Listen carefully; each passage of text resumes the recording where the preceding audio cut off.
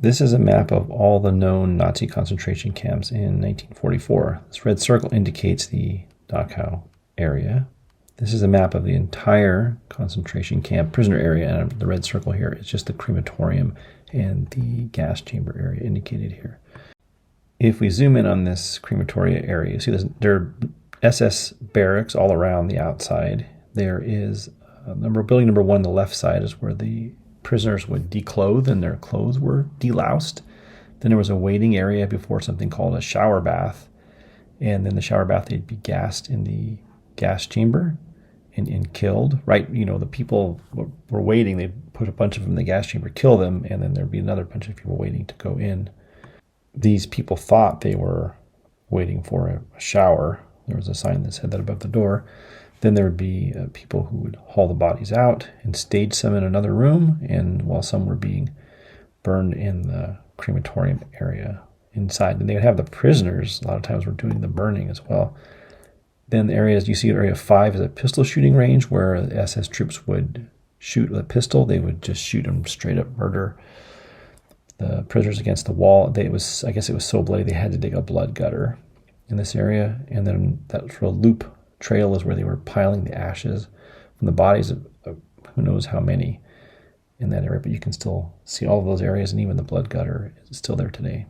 Here's a photo of the front of the crematorium alongside a historical photo.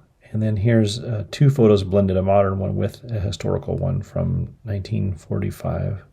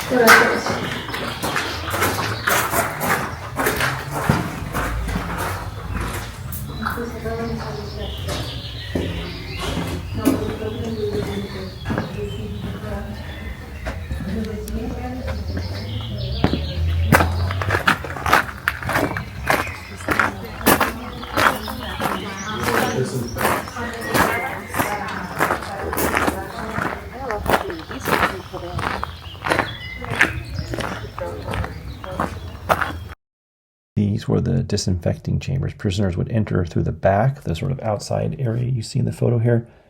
They would disrobe inside this chamber, and then their clothing, the chamber would be sealed, and then they would use Zyklon B gas to disinfect the clothing. And there's a ventilator in the attic, like a fan that would use to ventilate the chamber afterwards. This next room is a waiting room where prisoners were held, waiting their turn to be killed. The batch of people before them was presumably being gassed ahead of them. They didn't know this, of course, and it reads Brazabad on the wall, which means a shower bath. And this is the original painting sign on that wall from the 1940s. As awful as it is, this is the poison gas murdering chamber. There's fans on the ceiling. There were ventilation fans on the ceiling. And there was some ventilation on the front wall. The rear wall was here where the canisters were introduced. The wall was thick brick. When you leave this area, you go to an area there's a body staging area here. The drain on the floor was washed constantly.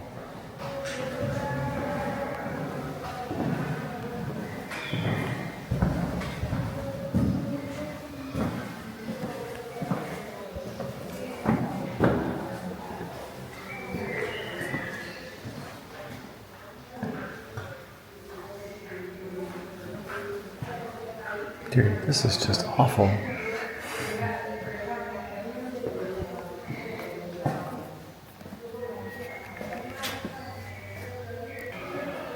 This is the crematorium area, as I'm sure you've guessed.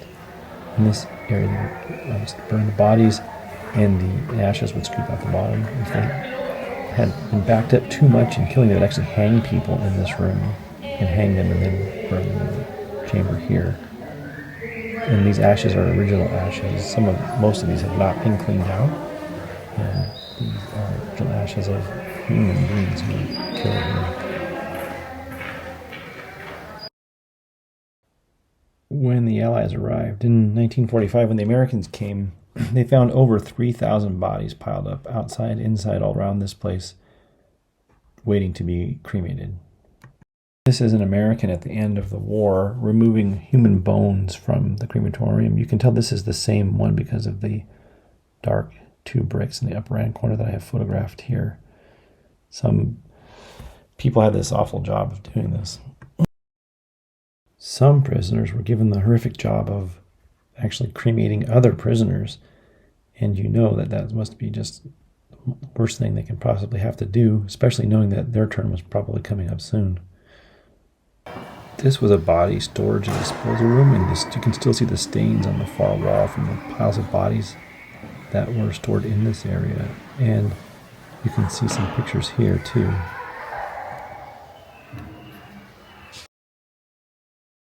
The U.S. Army would bus in citizens from the local community in Dachau and Munich and force them to look at the bodies and what was being done here. And the photograph you see there on the left was taken from the same position of the photo that I took here on the right. This is a photo of bodies piled in this room nearly to the ceiling, in the same photo I took of the same angle at the same position. You can see it's really just beyond belief what was happening here. This is where SS soldiers could just come and take a prisoner and shoot them in this area. So if you walk along this path, there's a wall here, and they would just shoot the prisoners with a pistol.